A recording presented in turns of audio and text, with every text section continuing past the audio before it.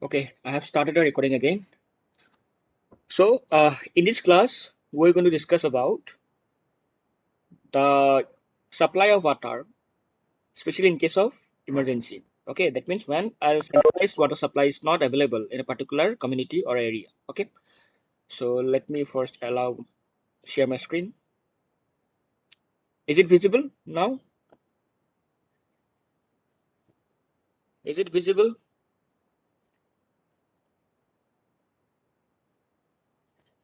Yes or no?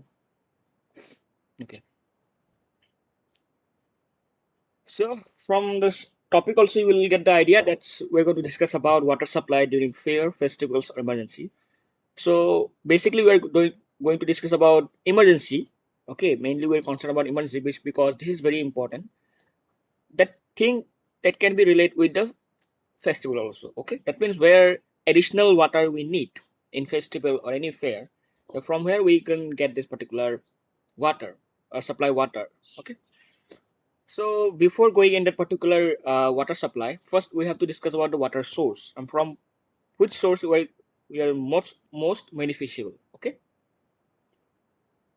these things are already discussed with you anyway. So here you can see, so water sources, basically all sources of fresh water originate from rainfall. Okay, so yeah, in earth, the water available in the earth basically coming from the geological cycle. I think you already you know this thing about the phenomena of no water cycle, right? So basically water comes from the clouds, okay, which come as a rainfall. And basically originally it is saline water, contains solid, but when it come in contact with atmosphere, it dissolved with carbon dioxide and it become little bit acidic. Okay, so basically all sources of fresh water originate from rainfall, which is slightly acidic due to dissolution of carbon dioxide. Okay, so when it come in contact with atmosphere, that means when particular rainwater comes from the cloud and before reaching the ground in the atmosphere, it dissolved carbon dioxide. Okay, and in the form of surface runoff, it will gather considerable amount of organic and minerals matter. That means when it reached the ground, when it's reached the earth surface, and when it flow like a surface runoff. I think even in the hydrology also you got these things, right? The surface runoff, infiltrate water. Okay, so surface runoff is the particular water that um, travel over the surface of the earth. Okay, that surface runoff. So particular rainwater, some of the rainwater may percolate into the earth, or may go inside the earth, or we can say penetrate, or some other part of the rainwater may move over the surface as surface runoff. And during that surface runoff, uh, it will gather all the amount of organic matter. It will come in contact with organic matter, minerals, soil particles, okay, even the microorganism, etc. Okay, so when the surface runoff infiltrate into the subsoil, okay, that means at the very beginning when the rainwater just come close to the uh, earth's earth surface, it just touch the earth surface, it directly come with the organic matter, minerals, soil particles, okay, and some part of the rainwater percolate into the earth and it forms the groundwater basically. When the surface runoff infiltrate into the subsoil means beneath the soil, it forms groundwater basically. So this is a very basic general definition of groundwater. Okay. So as the groundwater level increases and rises above the surface level due to varying load formation, it owes out a spring. Okay, that means you know the geological or geographical surface of Earth. It's not smooth. It is like that.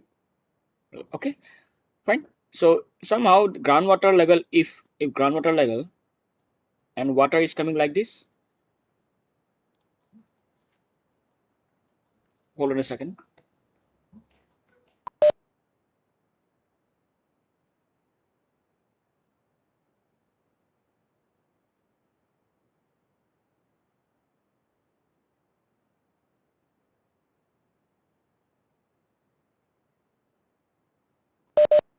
Okay, so when rainwater percolate within the earth's surface, uh, with time, the level of groundwater will rise, and suppose up to this level, it will rise. Okay, this is your groundwater level, and somehow it will, because of the water pressure, it will may percolate like this.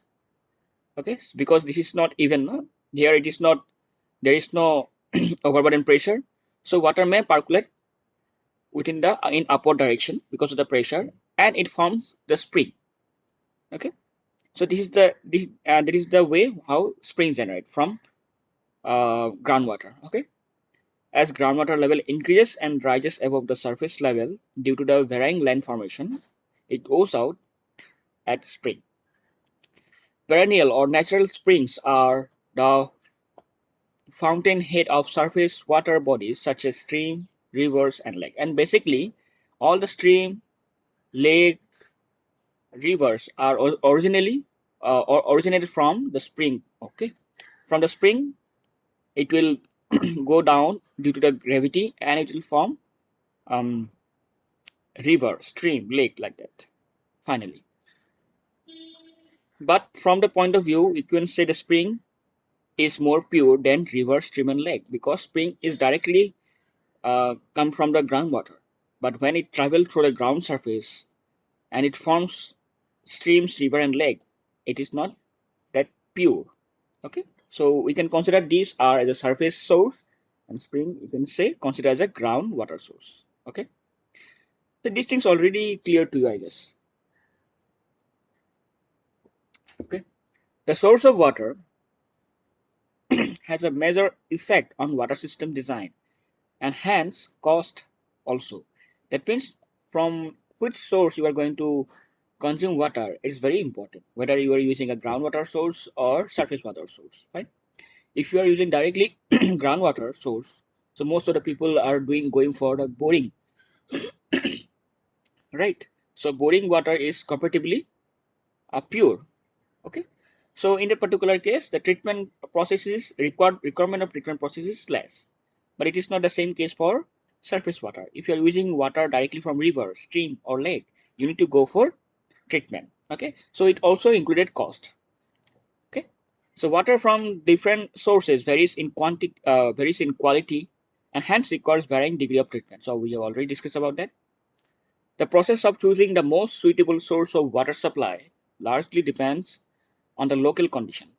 Of course, what particular source is available locally nearby your household, nearby your community. This is also important. Suppose nearby your community there is a stream or river. So obviously we are going to you are going to use or consume water from there only. And since we particular water availability also is very important. Okay, so in a particular local area, what source of water is available, that particular point is also important. Okay, while deciding a water source. Okay, a source of water supply can be identified at any of the above stage of water cycle, provided it can supply sufficient quantities for most periods of time in a year. So we need to choose a particular source of water in such a way that particular source can supply water at least for a period of time. Okay, thus water supply for rural communities can be organized with use of rainwater, groundwater, spring, or surface water. So basically, in general, if we discuss with rural area, so in particularly for rural area, uh, in context of choosing a source of water supply, basically we generally consider a rainwater source, groundwater source, spring, or surface water overall. Okay, whichever is available locally. So basically in this class, we're going to discuss about rainwater based rural water supply system. Okay. So how can we utilize rainwater for water supply for every household? Okay. So basically, so rainwater can be considered as a source of water supply in region where the pattern of rainfall permits its harvesting. Okay, the rainwater harvesting is possible in countries where rainfall is heavy, with long intervals, with no rainfall. That means in a particular area where there is no frequent rainfall, but when there is a rainfall, there is a heavy rainfall. In a particular area, we can go for rainwater harvesting. Okay, it can be suitable source in arid and semi-arid areas where people lived in scattered settlement. Arid means what? In a particular area where the rainfall frequency is very less. That means there is very less rainfall history record available in a particular area in arid. And semi-arid, there is a comparatively there is a rainfall amount of rainfall is high if you compare with arid region. Okay, you can also search in Google what is arid uh, region and what is semi-arid area. Okay, so basically the rainwater harvesting is basically suitable in arid and semi-arid area where people live in scattered settlement. Okay, and no other source are available. Even there, because of the uh, low rainfall, there is no possible stream, river, or surface water source available in a particular area. So in that place, we have to go for rainwater harvesting so that we can use rainwater. Right? So rainwater harvesting may serve well for household as well as a community level supply. So you can also go for a individual household rainwater harvesting or a common rainwater harvesting for a community. Okay.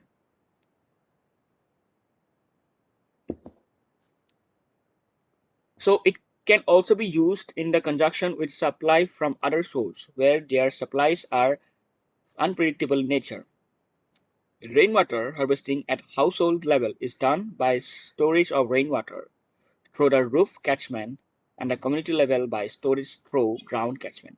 So regarding ground catchment, we're going to discuss in coming classes. So in this particular class, we're going to discuss about roof catchment and storage of rainfall.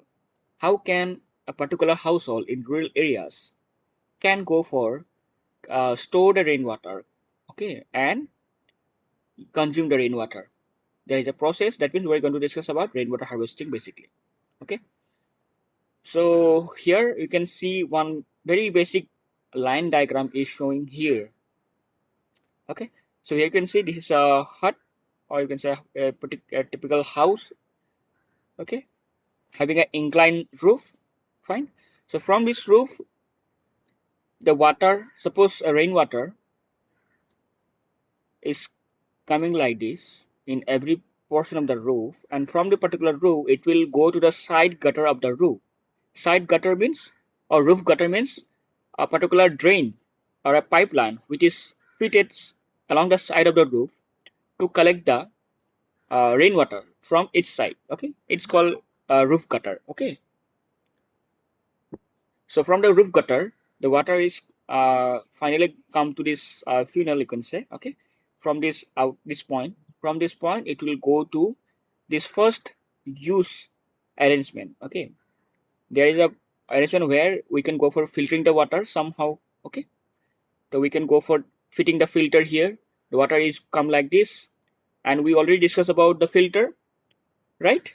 Basic mechanism of filter. So any filter you can use, whether either you go for slow send or rapid send. Okay, better to go for slow send also.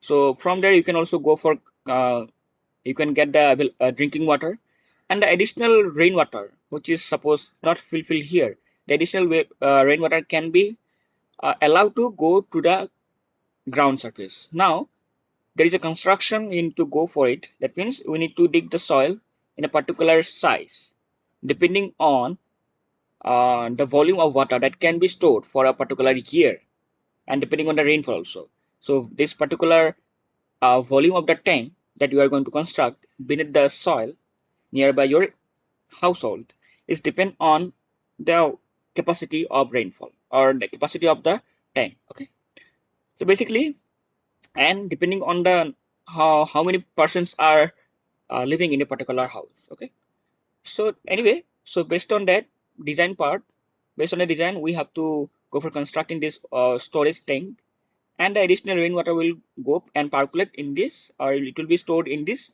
storage tank. Okay, and when it needed time to time, you can go for using this rainwater from this tank, just using a hand pump. Okay, from this hand pump, if you pull this river in this direction, this lever it will go up direction and it will suck water inside. Water will go inside, and finally it will come out of this outlet. Okay, I think this kind of system you already seen in your, even in the household or even in your local area. Okay, it's like a normal hand pump. Okay, so like this also you can use the rainwater. You can use for different household work, and this for this filter, this water can be drinkable. Okay, so this is basics of your rainwater harvesting from roof. Okay, so basically the rainwater with reasonable quantity can be collected using rooftop area that can be stored to provide individual household in rural areas with adequate water supply. Okay, by directing the rainfall on the roof area to flow through simple collection gutter arrangement. Now I'll show you what is actually how it done, how it look like. Okay, wait. Uh, Roof gutter. No, I'll show you.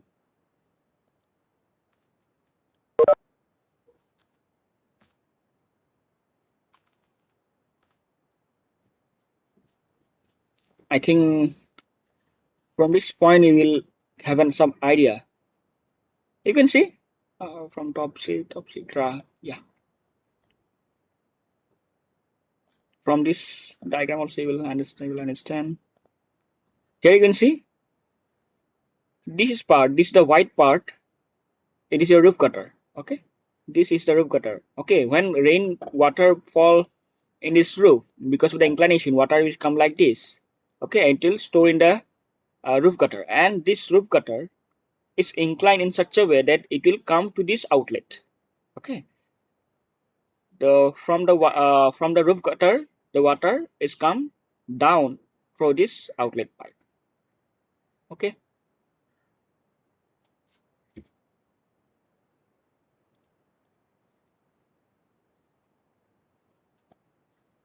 you can see here. You can see the household. Every household have the rainwater harvesting system. Even here also you can see. So even here you can see in this diagram, this roof water coming from the roof gutter, the water is going directly to the uh, foundation below the earth. Okay, so here you can see some aggregates are laid here. Okay, so that to purify water somehow, it will directly go to the ground. There is a construction beneath the ground. They must be there is a construction from where water can be come out or can be taken out at different time. Okay, so there are different way of going for rainwater harvesting. Fine. So anyway, so by directing the rainfall on the roof area to flow through the simple collection gutter arrangement nearby the site, and the water that would otherwise join surface runoff that can be gainfully utilized. Fine. So roofs made of tiles, slat, corrugated iron, or asbestos sheet are more preferable. Okay, but the thatched or lead sheet roofs are not suitable. Okay, because of the health hazard. I think it is basically that thatched roof means what? That I'll show you actually before going for explaining. If I show you, you will understand.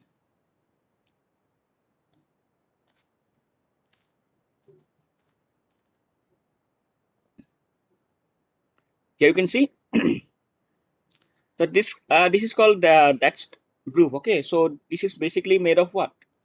If I given here, it is a with a dry vegetation such as straw, water, reed, like that. So in rainy season, you, it is very difficult to collect the water from this kind of roof. Okay, so basically we need to, for if you're going for, if you're targeting rainwater harvesting, you need to avoid this kind of roof. Okay,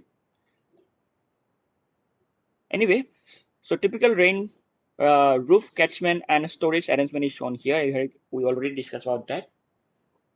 Okay, so the roof guttering should slope evenly towards the downpin to avoid sagging and hence pooling of water that may become a breeding place for mosquito. That means we should make this roof so smooth, and along with the roof we also make this roof gutter in so inclined in such a way that the water will go directly to this point. That means the outlet point. Okay, and the water should not be stuck nearby in any area.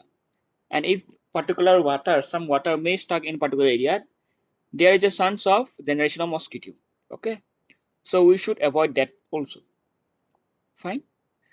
So the slope of the roof gutter should be evenly placed, and we should maintain, or we should be take care that the water should come down by this down pipe. This is your down pipe. Okay, this is the point where all the water should reach here. So we should avoid the breeding of mosquito in any area. It may be helpful to arrange a divert. Oh, okay. It may be helpful to arrange to divert the first flush of water from roof collection. That means when rainfall occurs for some time, you can divert, or you can just we better to not take the particular water for certain time. The first rainwater flush is come with lots of debris and waste. Okay, hold on a second.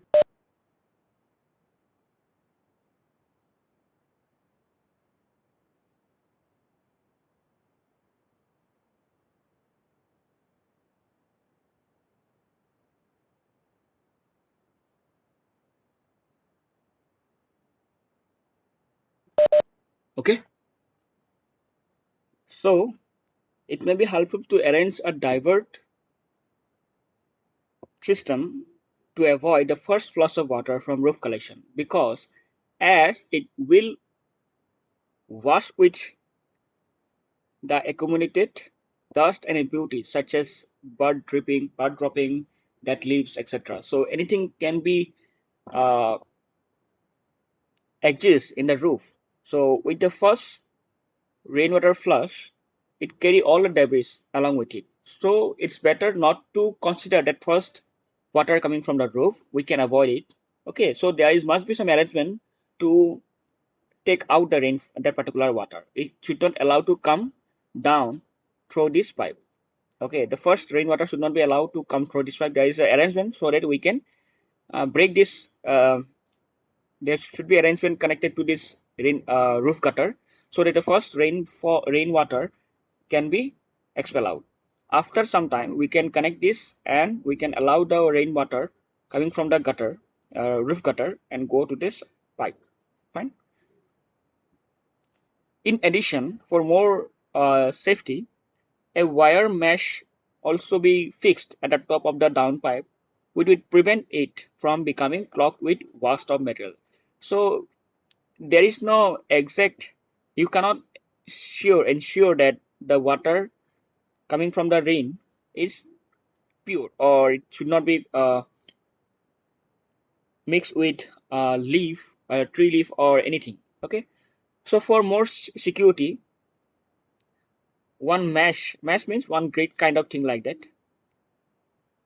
One grid mesh kind of screen, you can say screen, can be fixed over this outlet pipe so that it can resist the uh, entry of the large bodies, okay, like leaves or all other things. Only water should be um, go through this pipe. Okay, and frequently we have to wash out the particle over the screen. Okay, time to time we need to go for washing the screen. Okay, otherwise it will clog.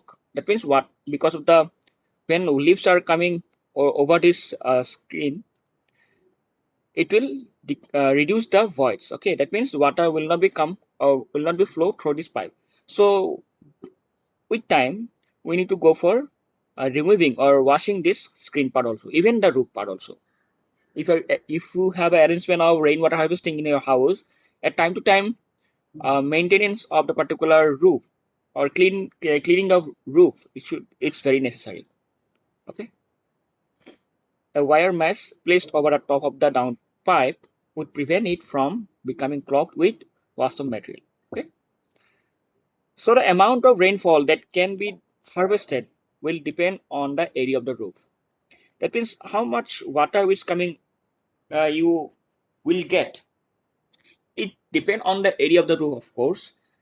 Okay, and the storage tank, however, has to be sufficient capacity to take care of the longest dry season in a normal year. So even in the country like India, we don't have a frequent rainfall in every season. There is a particular season where rainfall come. Okay, so we need to store the rainwater in a rainy season so that that can be usable in dry season. So to cover the whole dry season, how much water can be uh, required, that can also be calculated before constructing that particular tank. Okay, this tank. It also depend on the rainwater intensity also. It also depend on the rainfall intensity. It's also depend on the area of the roof and also depend on the the tank, a reservoir, you can say, size of the tank. Okay, the particular storage tank, however, has to be of sufficient capacity to take care of the longest dry season in a normal year.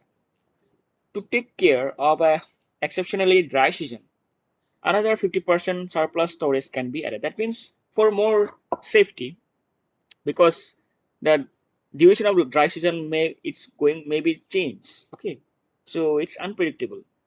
So for more safety, you can also add 50% more. You can increase the 50% more capacity of the particular storage tank. Okay, so for a mathematical point of view, if you want to calculate the volume of the storage tank, just for example, okay, for example, suppose a minimum basic drinking and domestic water requirement for a family of 6 person, okay, say 40 liters per day. So it is not, I'm telling that it is constant. Okay, you can also cross check for just for understanding, just consider this. Okay, so suppose for a drinking and domestic water requirement for a family of 6 person, so suppose 6 person is having here, suppose 40 liter per day. For 40 liters per day is required for one house containing 6 person. Thus, for an average dry season of 3 months, suppose for 3 months of dry season, we need to store water. Now, what is the capacity of particular storage tank? For average dry season of 3 months, how can you go for the volume of the storage tank? So 3 months can be converted in days. So 3 into 30. So multiply. That means total 90 days. For 90 days, for each day, for total 6 person, the the water requirement is 40 liters. So 40. Okay. So this is actually the amount of water. But since for an exceptional dry season, we need to add more, another 50% surplus storage. So we go for 1.5. One, that's 100%. 0.5 means another half. That means 1.5. We need to multiply with that also. So finally, we'll come with this liter. Okay. So if you are going to serve for dry season of 3 months overall, we can have to create this amount of storage tank liter in liter. So you can vary the dimension, depth, width, or height, but finally it will need to come at least need to satisfy this if you're going through this formula. Okay, so this is how you can create a roof catchment or storage. You can say a rainwater harvesting in a household, individual household, by in a way. It's a kind of a simple, basic idea about how can we go for rainwater harvesting. Okay, but in detail, if you go in detail, there are many other things also be involved, like filtering material.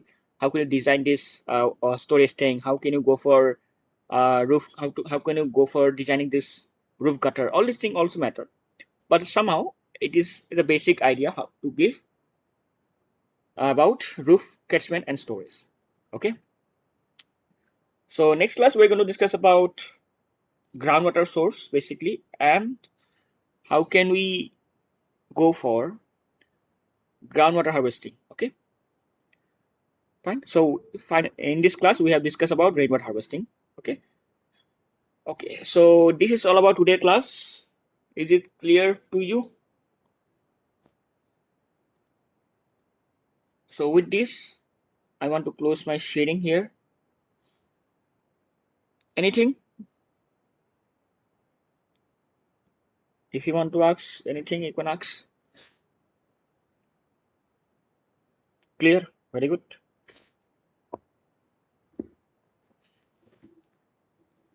Sometimes it's better to ask something, okay?